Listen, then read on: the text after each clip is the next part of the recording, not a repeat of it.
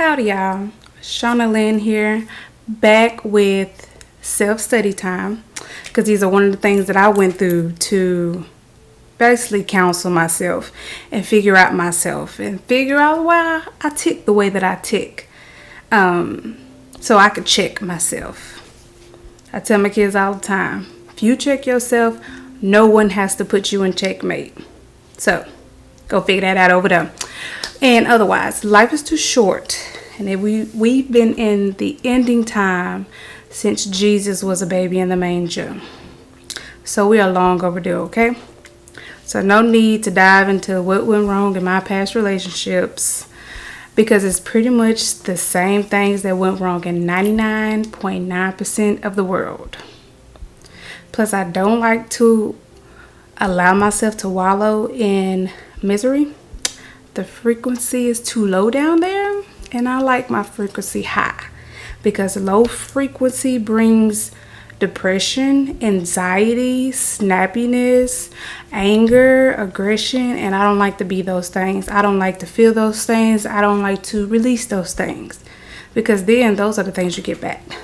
So even if you get it and you're not giving it, do some self-work, okay? Mine is I rub my forehead. If you see me rubbing my forehead, you need to give me a minute, okay? Or if you see me taking deep breaths, just give me a minute. Just leave me alone for a second, okay? I get it back right. I get back together. And like the wisest man Solomon said, what has been will be again. What has been done will be done again. There's nothing new under the sun. Ecclesiastes 1:9. Okay, so I have to write my notes down because I'll ramble. I'm a rambling woman. I start talking and then I think of something and saying that, and then I go off that, forget what I was talking about. You gotta remind me, but you ain't here to remind me, so I gotta keep myself on track, okay? Okay. So, some of the most prominent people in the Word have had some poor decision-making skills when it came to fleshly desires.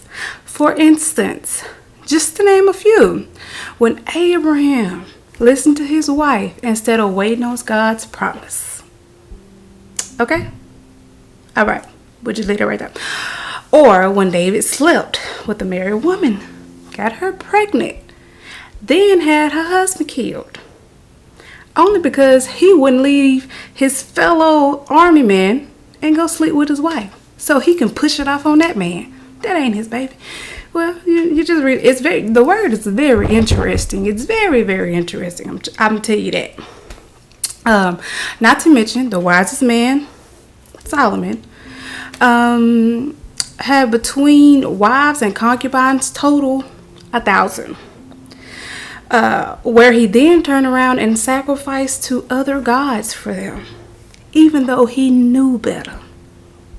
Many of us have known better, but what did we do? It sure wasn't better. I'm one of them people, I'm trying to tell you. So we're just gonna let that be that and just go to the next page. All right, okay. And I said all that to say this. We all do some shicey things when it comes to love. Guess it ain't love. More like lust, okay? The only thing that changes us is when we get fed up.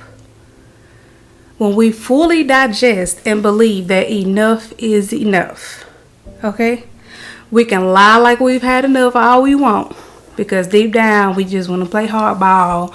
We want to act like we had enough so he can come back and be like, oh, I'm about to lose her. Let me do this or say this. And the whole time, I was waiting for you to say it the whole time. You ain't had enough. You ain't had enough. If you still in that phase, you ain't had enough. And you're going to keep going through these same cycles until you finally have had enough. And the enemy knows this, and the enemy going to keep playing you like that through weaker vessels. The flesh. Okay. All right. Only then is when we'll see true and lasting change. Then we have Romans 8:18-21 that says, I consider that our present sufferings are not worth comparing with the glory that will be revealed in us.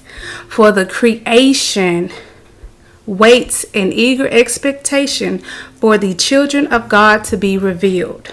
For the creation was subjected to frustration. Are you frustrated? Not by its own choice, but by the will of the one who subjected it, in hope that the creation itself will be liberated into the freedom and glory of the children of God. So you may be frustrated, but you're frustrated for a reason, boo-boo. Now you could live your life frustrated, or you could digest that and turn that frustration around. Realize why you're being frustrated. Realize why it's frustrating you. Realize who's frustrating you, what personalities are just frustrating you, what situations are frustrating you, and figure out what you need to do to get away from it, or figure out how you're going to be in it until you can do better, until you can move on. Whatever you need to do. This is why it's self-study time, because can't nobody tell you what's frustrating. Can't nobody do none of that. Okay? And some people figure out what's frustrating you and keep frustrating you on purpose. That's a puppet master. So you could be controlled, but I like to cut strings off, right? Just clip and be done. All right. So no more hocus pocus, because it's time to get focused. Okay? Yes. Let's get focused. Okay? Lose sight for vision. Get focused. Focus, Linda. Focus. Okay. Focus. I'm telling myself that now. Focus. Okay. Quit looking for love and just be it. Just be love. God allows people's heart. Oh, I'm sorry. Forget that. Oop. God knows people's hearts, but he allows us a peek inside by seeing their actions. Now, what we do with this newfound enlightenment of this person's intentions towards us is up to us. We have to stop falling for different forms of the same distractions that's keeping us repeating the same cycles. Drop the mic. I don't got a mic right now. I'm going to get a mic, but drop the mic. I used to say I'll drop the mic, but I got it tied to my wrist so I can pick it back up real quick, and then I can keep talking. But yeah, this ends today's message on self-study with the invisible mic being dropped. There you go.